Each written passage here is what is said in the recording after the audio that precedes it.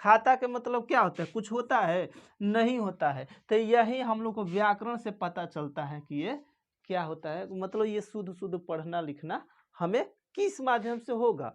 अगर इसमें से अगर भाषा हम निकाल लेते हैं, भाषा के मतलब होता है कि भाषा अगर हम लोग निकाल लेते हैं कि अपनी भावनाओं को वहां पर प्रकट नहीं कर रहे हैं, जैसे आम खाता, आम खाता, तो इसका अर्थ कुछ होता है, आम यहाँ पर खाता, इसका भी अर्थ कुछ नहीं होता है। अगर भाषा भी निकाल लेते हैं ये नहीं चल सकता है, और व्याकरण भी निकाल लेते हैं तो ये नहीं चल सकता है। जैसे कि कोई सा भी गाड़ी चलाने के लिए कम से कम 2 पहिया चाहिए, अगर एक भी पहिया को उसमें से हटा लिया जाएगा, जैसे मान के चलिए हम लोग 4 चक्का चलाते हैं, 4 चक्का में से अगर 2 चक्का निकाल लेते हैं तो कभी चल नहीं पाएगा। तो उसी तरह से ये व्याकरण और भाषा का संबंध होता है, व्याकरण और भाषा का संबंध होता है। तो चलिए आगे पढ़ते हैं।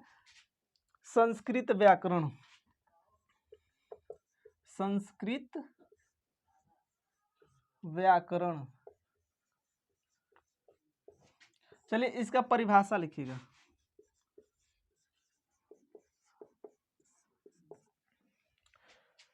लिखिएगा, संस्कृत व्याकरण एक ऐसा शास्त्र है,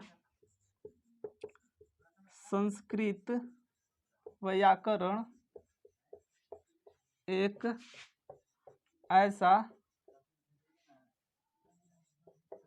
शास्त्र है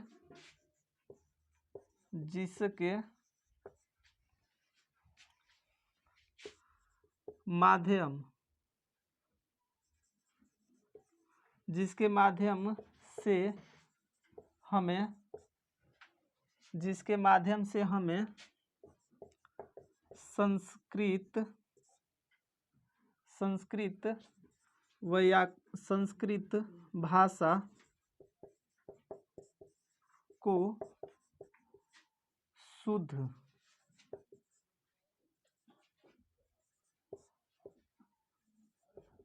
शुद्ध शुद्ध शुद्ध बोलना, पढ़ना,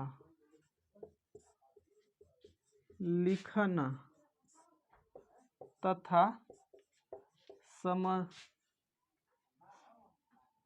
समझना आ जाए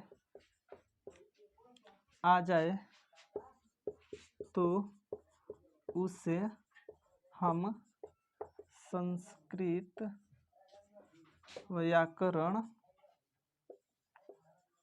कहते हैं, तो उसे हम संस्कृत व्याकरण कहते हैं।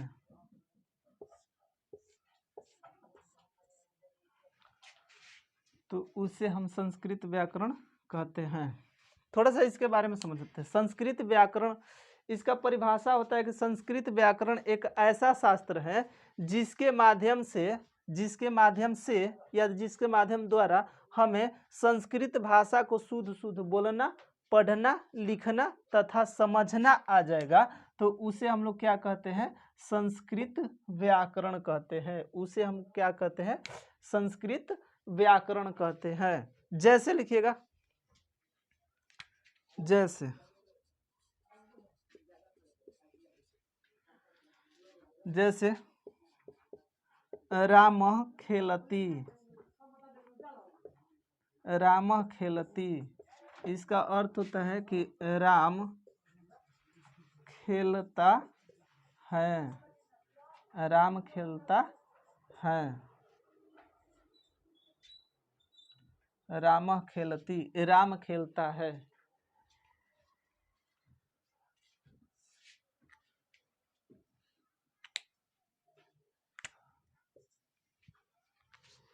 राम खेलती, राम खेलता है। अगला एक और जैसे लिख लेते हैं,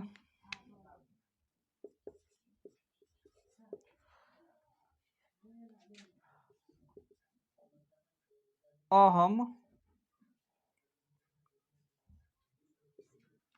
पठामी,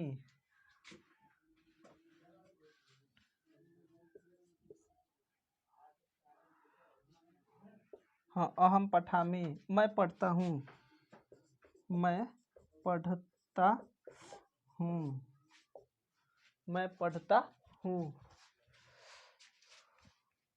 पठामी गलत लिखा है ना, पठामी, अहम पठामी, मैं पढ़ता हूँ।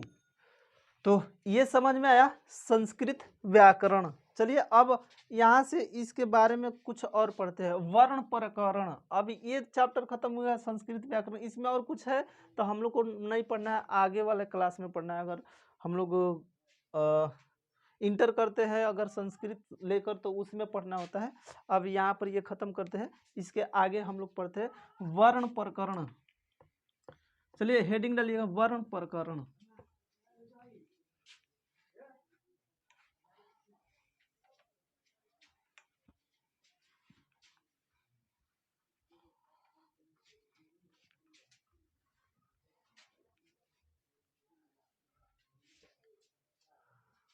वर्ण प्रकरण,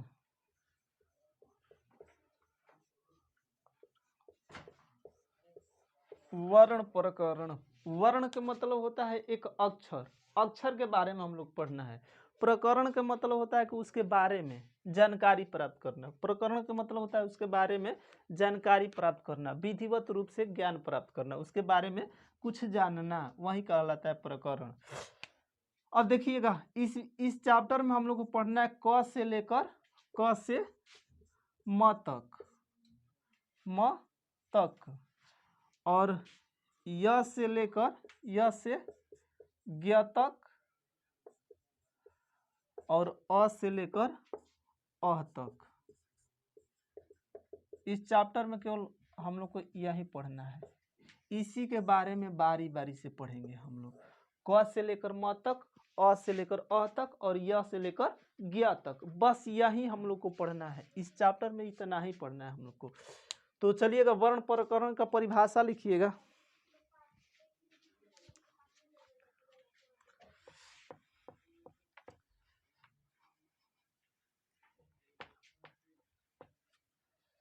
चलिए लिखिएगा इसका परिभाषा कि वर्ण उस मूल ध्वनि को कहते हैं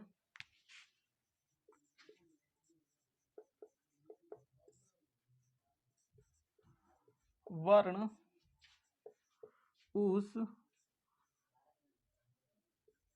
मूल ध्वनि को ध्वनि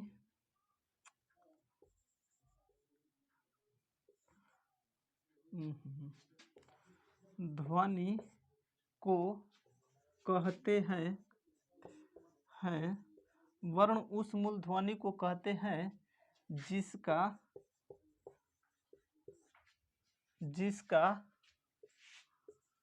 कोई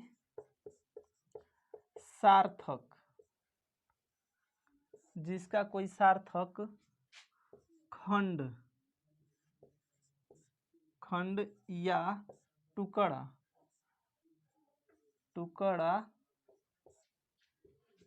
न हो सके, खंड या टुकड़ा न हो सके। अच्छा क्या मिलेगा, न हो सके, खंड या टुकड़ा न हो सके। वर्ण उस मूल ध्वनि को कहते हैं जिसका कोई सार्थक खंड या टुकड़ा न हो सके। थोड़ा सा सार्थक शब्द को देखिएगा। सार्थक, यहाँ पर दो शब्द पढ़ने को मिलता है। एक शब्द होता है सार्थक, एक शब्द होता है सार्थक,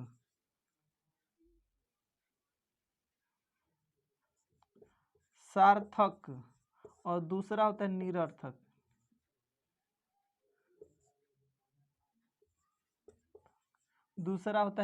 सार्थक के मतलब होता है कि जिसका कोई अर्थ निकले, और निरर्थक का मतलब होता है कि जिसका कोई अर्थ न निकले, जिसका कोई अर्थ न निकले। सार्थक का मतलब होता है कि जिसका कोई अर्थ निकले, और निरर्थक का मतलब होता है कि जिसका कोई अर्थ ना निकले। जैसे कि हम लोग लिखते हैं कलम, अगर हम लोग कलम लिखते हैं तो ये कलम क्या है, हम लोग को सार्थक शब्द में आ जाएगा। कलम क्या हो जाएगा, सार्थक शब्द हो जाएगा।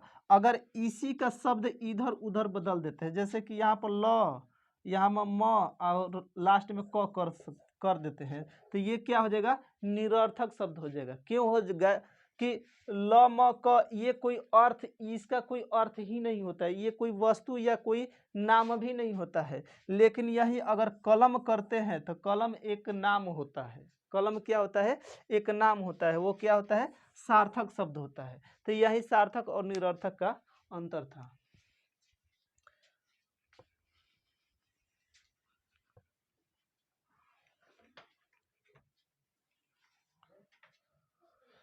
चलिए इसके बारे में पढ़ते हैं। वर्ण उस मूल ध्वनि को कहते हैं जिसका कोई सार्थक खंड या टुकड़ा न हो सके। जैसे जैसे जैसे में लिखिएगा अ, आ, छोटी ई, छोटी ई, छोटा ऊ, छोटी ई बड़ी ई, आधा को, आधा ख, आधा ग, आधा ट, आधा प, आधा च, डॉट डॉट इत्यादि कर लीजिएगा, इत्यादि। थोड़ा सा इसके बारे में समझ लेते हैं। जैसे कि अ है, अ को कभी दो भागों में बांटा जा सकता है, अ को कभी दो भागों में बांटा जा सकता है, जिसका सार्थक कोई अर्थ हो, जो सार्थक हो। जैसे कि कहा जाता है कि किसी भी शब्द में, किसी भी अक्षर में, शब्द नहीं, किसी भी अक्षर में हल वर्ण लगा देने पर, हलंत लगा देने पर उसका आधा वो हो जाता है। लेकिन ऐसा भी कुछ वर्ण होता है, जैसे अ से लेकर औ तक जो भी वर्ण होता है, इसमें हल वर्ण का प्रयोग नहीं किया जाता है। क्यों? क्योंकि ये स्वयं अपने आप में एक हल वर्ण ही होते हैं, ये अकेला ही होता है, इसमें कोई और दूसरा वर्ण सम्मिलित नहीं होता है, इसलिए इस वर्ण में हल वर्ण का प्रयोग नहीं किया जा सकता है। लेकिन अब यहाँ पर एक सवाल आता होगा कि एक सवाल आता होगा कि जो एक सवाल आता होगा कि आ तो अ और धन अ, ये दोनों को मिलाकर आ बनता है। ये एक मन में विचार आता होगा कि इसमें तो सम्मिलित है, तो इसमें भी जो भी सम्मिलित है, अ से रिलेटिव है ना, ये स्वर वर्ण से रिलेटिव है, इसलिए इसको आ भी हम लोग को रखा गया है। लेकिन अब अंत में अंग नहीं रखा जाता, अंग और अह नहीं रखा जाता। क्यों? क्योंकि इसमें न की मात्रा है और इसमें ह की मात्रा है, इसलिए ये दो वर्ण को नहीं रखा जाता है, बाकी सभी वर्ण को रखा जाता है। तो यही इसका काम होता है। चलिए आगे पढ़ते हैं। ये तो हो गया। आगे पढ़ते हैं वर्ण के भेद या वर्ण के प्रकार। इसको मिटा दें।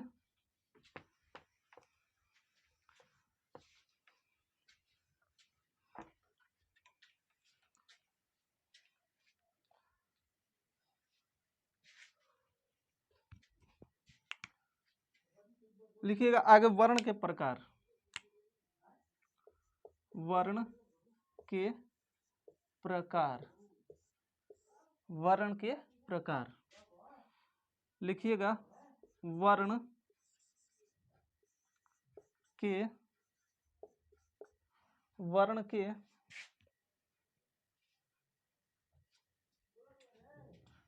तीन भेद होते हैं ना, वर्ण के तीन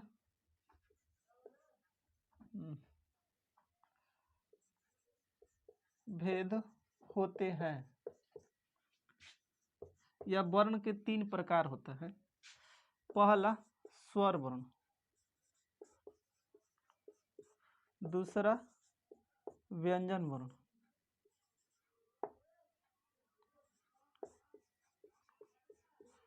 व्यंजन वर्ण या हल वर्ण, व्यंजन वर्ण या हल वर्ण। तीसरा होता है अयोगवाह वर्ण।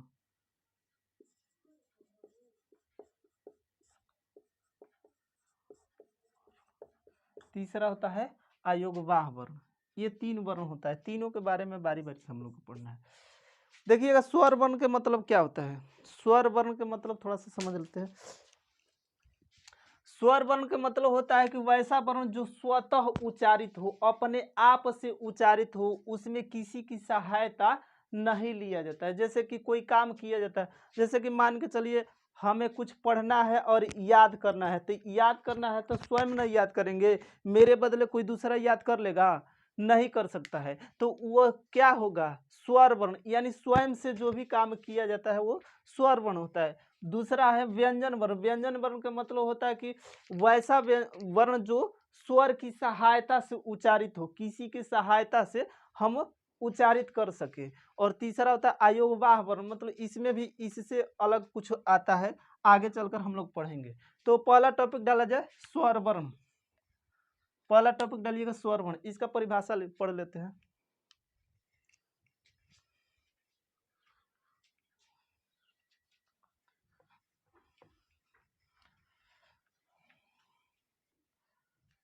चलिए इसका परिभाषा पढ़ते हैं। स्वर वर्ण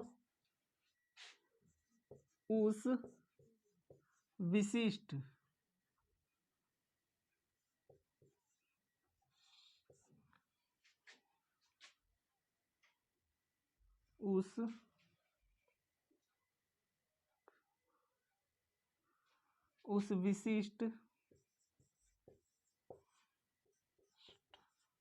उस विशिष्ट ध्वनि को कहते हैं,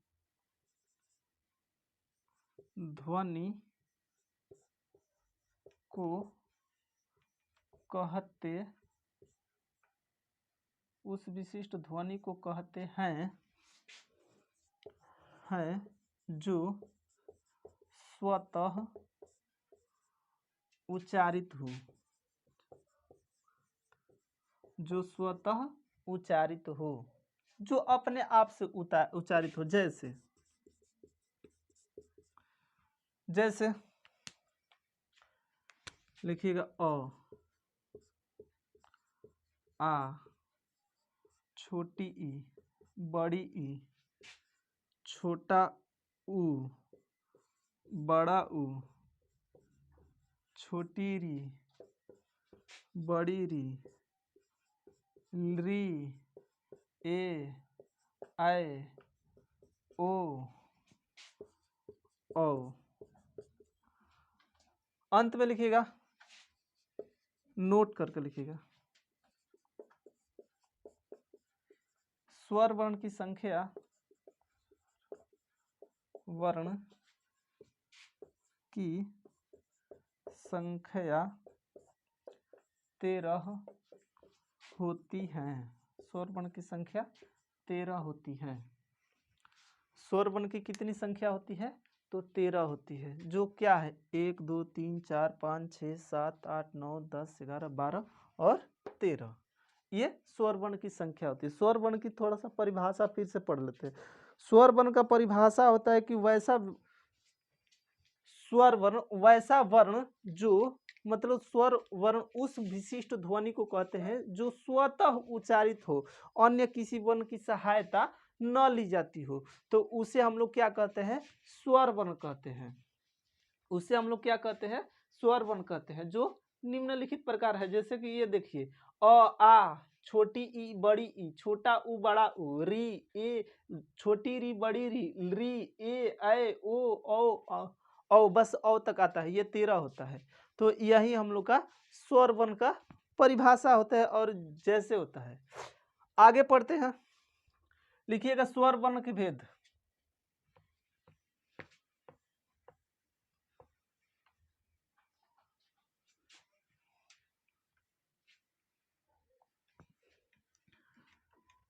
अगला टॉपिक डालिएगा स्वर वर्ण के भेद।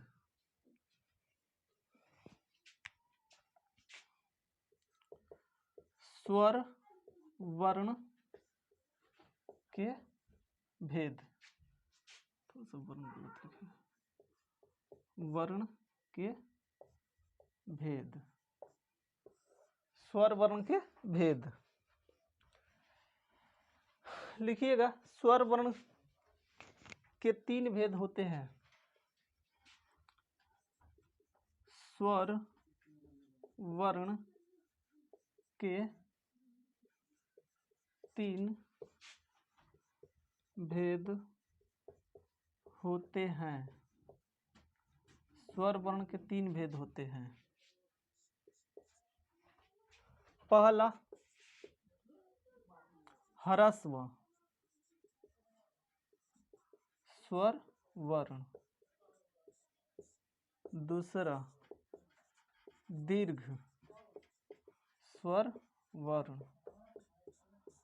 तीसरा प्लुत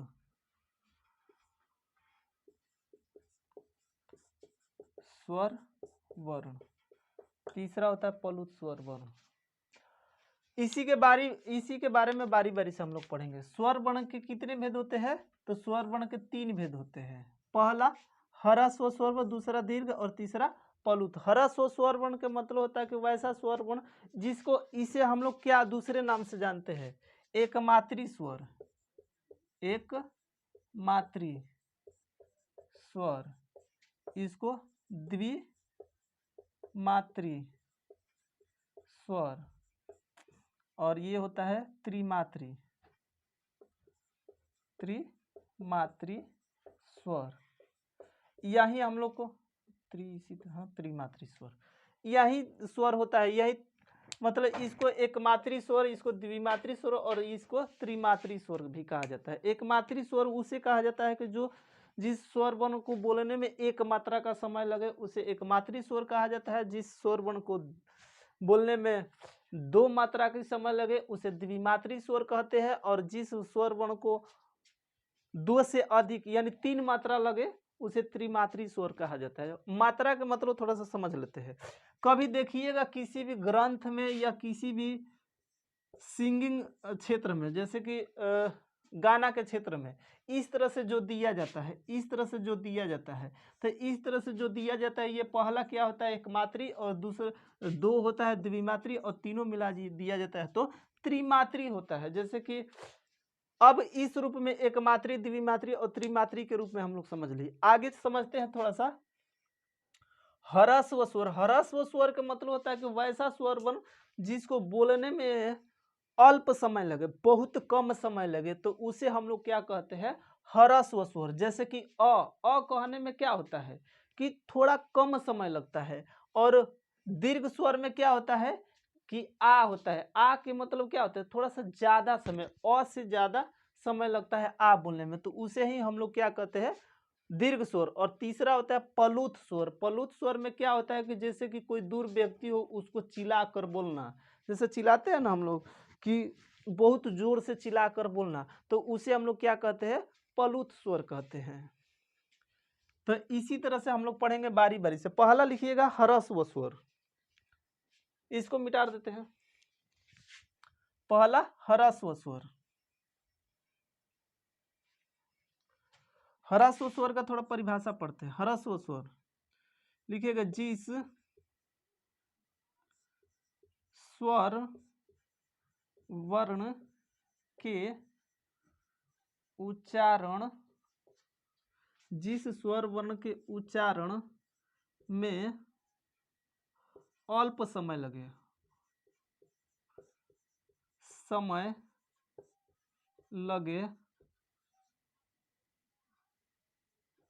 अल्प समय लगे तो उससे हम ह्रस्व स्वर वर्ण कहते हैं। तो उससे हम ह्रस्व स्वर वर्ण कहते हैं। जैसे,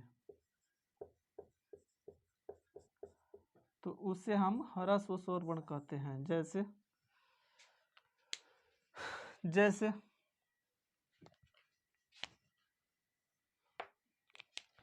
जैसे लिखिएगा अ,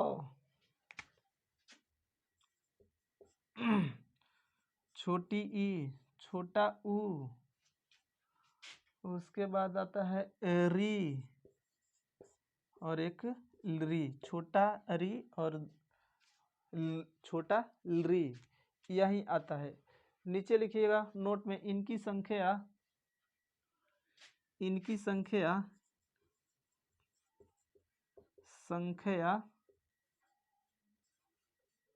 इनकी संख्या 5 होती है, 5 होती है। जैसे अ, छोटी ई, छोटा ऊ, छोटी री, लरी, ये क्या होता है? ह्रस्व स्वर में आता है, यानी एक मातृ स्वर में आता है। चलिए अगला टॉपिक डालिएगा, ये समझ में आ गया होगा। चलिए अगला टॉपिक डालिएगा दीर्घ स्वर, इसको मिटा देते हैं।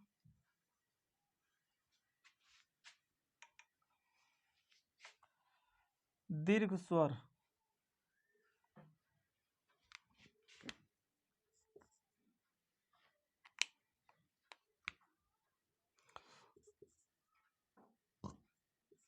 दीर्घ स्वर लिखिएगा, जिस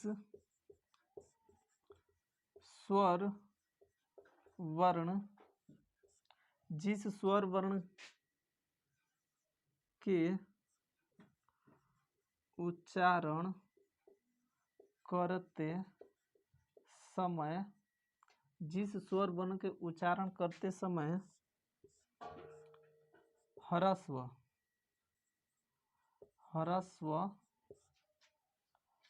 स्वर से अधिक समय लगे तो उसे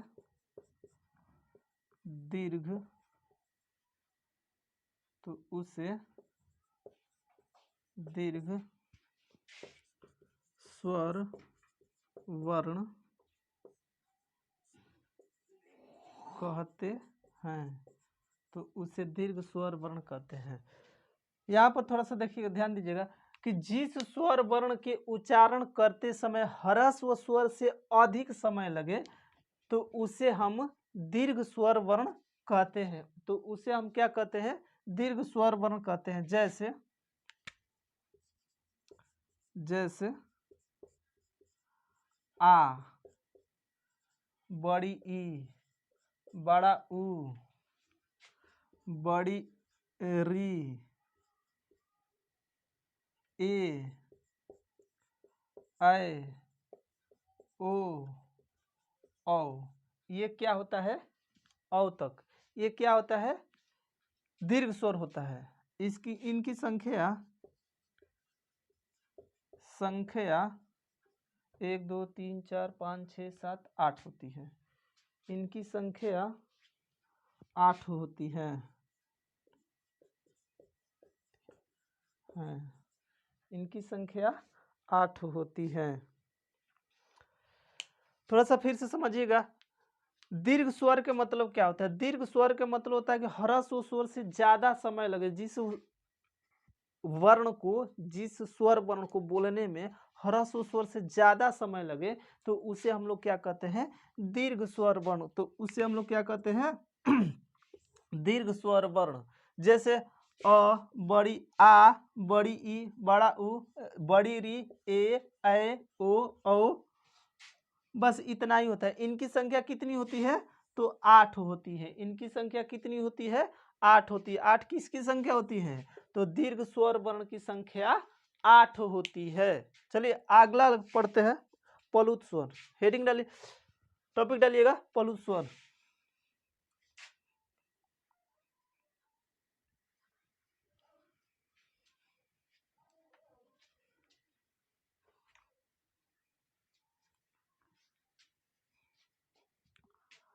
प्लुत स्वर लिखिएगा, जिस स्वर वर्ण, या जिस वर्ण को करिए ना, जिस वर्ण को उच्चारण करते समय, जिस वर्ण के कीजिए ना, जिस वर्ण के उच्चारण करते समय दीर्घ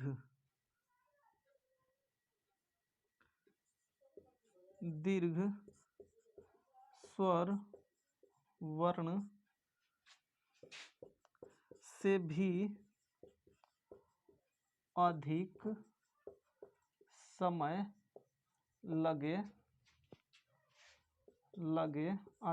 लगे तो उसे हम पलुत स्वर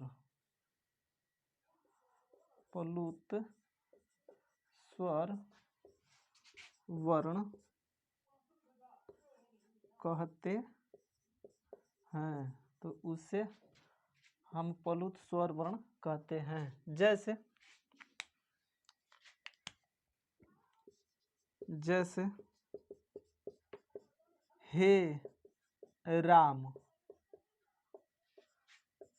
हे कृष्ण, अजी ओम,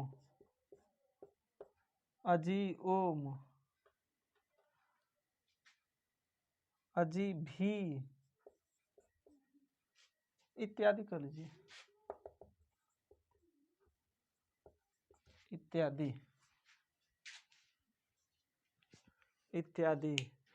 तो ये रहा स्वर वर्ण का टोटल भेद और परिभाषा। इसके बाद हम लोग पढ़ेंगे व्यंजन वर्ण। तो ये स्वर वर्ण की मतलब चैप्टर समाप्त हुआ। और आप लोग के मन में जो भी क्वेश्चन होगा तो आप लोग कमेंट बॉक्स में लिख कर डाल सकते हैं। तो आज के लिए इतना ही रहने दिया जाता है। थोड़ा सा फिर से समझ लेते हैं इसको। पलुत स्वर के मतलब होता है जिस वर्ण के उच्चारण करते समय दीर्घ स्वर से भी अधिक समय लगे, उसे हम लोग क्या कहते हैं?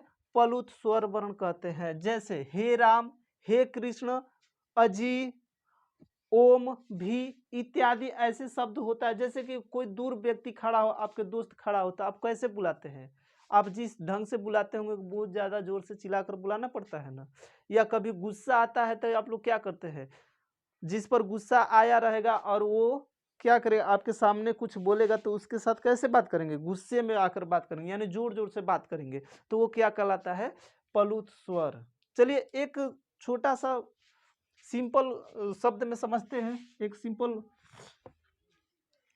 उदाहरण में समझते हैं हम लोग कि ह्रस्व स्वर और पलुत स्वर को याद रखने के लिए। कभी आप लोग सुबह में एक मुर्गा को तो देखे होंगे आप लोग, सभी लोग देखे होंगे, या एक गधा, एक गधा को, मुर्गा एक गधा, ये दोनों में से किसी को आप लोग देखे होंगे। तो मुर्गा का जो सुबह सुबह का आवाज निकलता है, जो सुबह सुबह बोलता है, तो पहले क्या बोलता है? Cook cook. दूसरा बार बोलता है कुक कुक कुक। और तीसरा बार बोलता है कुकू कुकू हो कुक। यही ना बोलता है। फर्स्ट बार जो बोलता है, सेकेंड बार बोलता है और थर्ड बार बोलता है। फर्स्ट बार जो बोलता है वो कुक केवल बोलता है, एक बार धीरे से बोलता है जिसको किसी को सुनाई नहीं देता है। तो वो क्या होता है? ह्रस्व स्वर होता है। वो क्या होता है? ह्रस्व स्वर होता है। और जब दूसरा बार बोलता है जो कुक कुक, तो वो दीर्घ स्वर होता है, जिसको हम लोग कभी सुन पाते हैं कभी नहीं सुन पाते हैं। लेकिन तीसरा जो बोलता है, ये तीसरा जब बोलता है, तीसरा आवाज जो निकलता है, तो वो किस में बोलता है? तो वो पलुत स्वर में बोलता है, जो हम लोग सुबह सुबह सुन पाते हैं। तो यही 3 आवाज, उसी के आवाज के माध्यम से हम लोग याद कर सकते हैं। या कभी गधे देखे हो? गधा किस तरह से बोलता है? गधा का आवाज क्या होता है? हेकू। एक होता है हेकू, हेकू हेकू, और तीसरा होता है हेकू हेकू हेकू।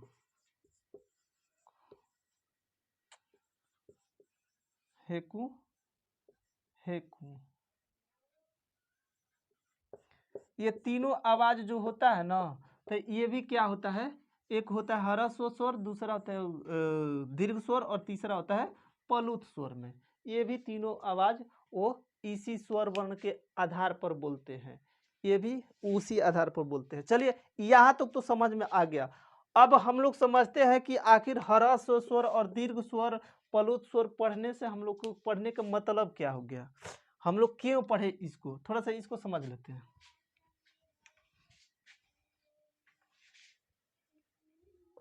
जैसे आप लोग पढ़े होंगे 12 खड़ी, 12 खड़ी जानते होंगे किसको कहा जाता होगा,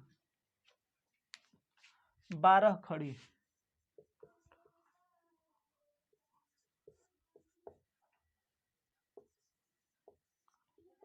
बारह खड़ी या वर्तनी या जिसको ककहरा, यही 3 नाम से प्रचलित होता है ना।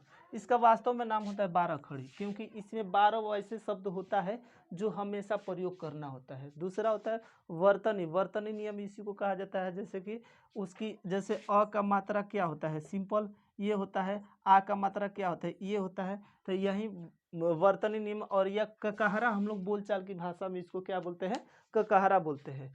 इसको कैसे पढ़ते हैं, या सिंपल से भाषा है, बात है कि वहाँ पर छोड़िए, आ अगर हम लिखते हैं, चलिए पढ़कर देखते हैं कैसे कैसे पढ़ा जाता है।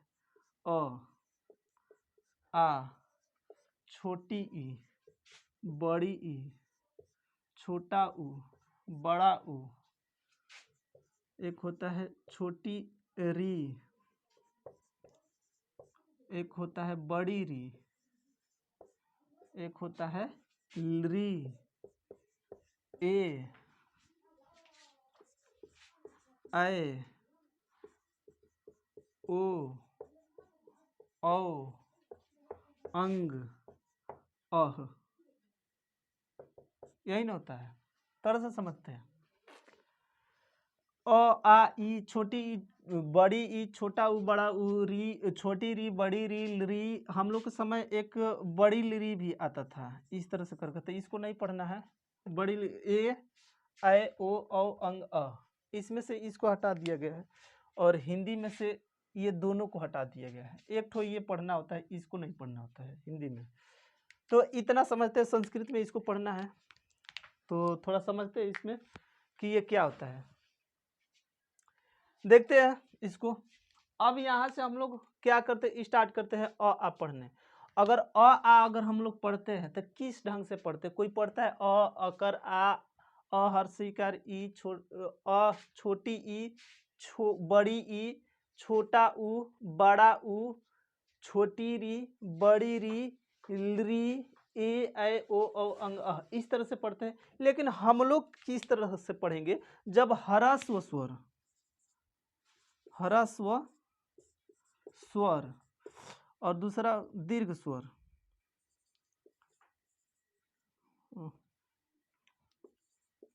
दीर्घ स्वर, ये दोनों में से किस ढंग से हम लोग पढ़ते हैं।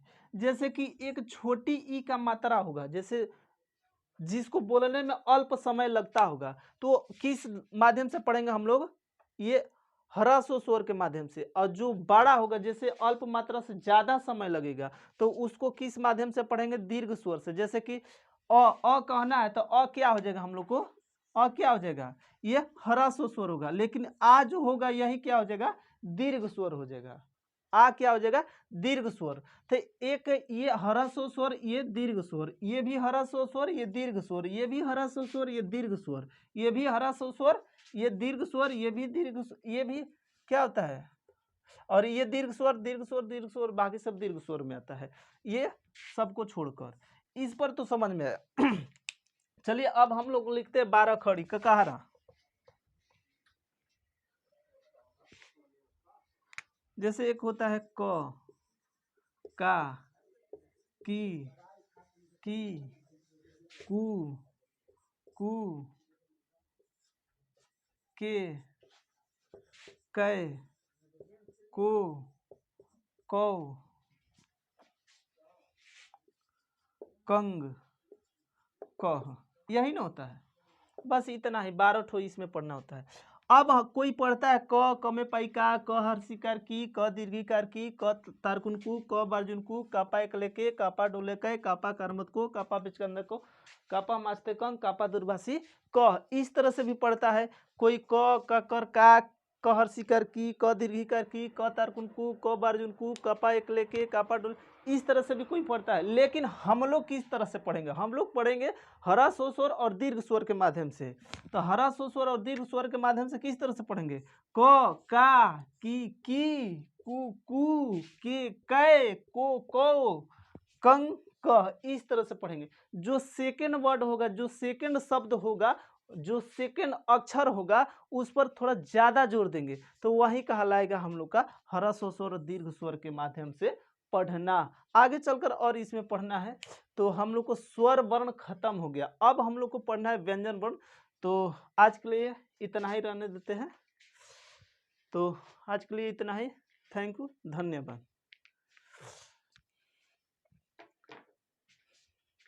हैं तो आप सभी से नम्र निवेदन यही है कि आप लोग थोड़ा सा इस चैनल को सब्सक्राइब कर दीजिएगा और लाइक कीजिएगा और अपने दोस्तों के साथ शेयर कीजिएगा कि ज़्यादा से ज़्यादा लोग जुड़ेंगे इस चैनल से तो ज़्यादा बेनिफिट होगा आप लोग को भी और हम लोग को भी। पढ़ाने में कैसा लगेगा? और एक बात और ज़रूरी बात है कि मतलब आप लोग को, हम लोग को पढ़ाई अगर अच्छा लगता है तो कमेंट कीजिए और वीडियो को शेयर करना मत भूलिए और सब्सक्राइब कीजिए, लाइक कीजिए और बेल आइकन को दबा दीजिएगा। तो क्योंकि हम लोग जब भी इस चैनल पर कुछ भी डालेंगे तो आप लोग के पास नोटिफिकेशन जाएगा, तो आप लोग देख सकते हैं। तो इतना ही रहने देते हैं। थैंक यू, धन्यवाद।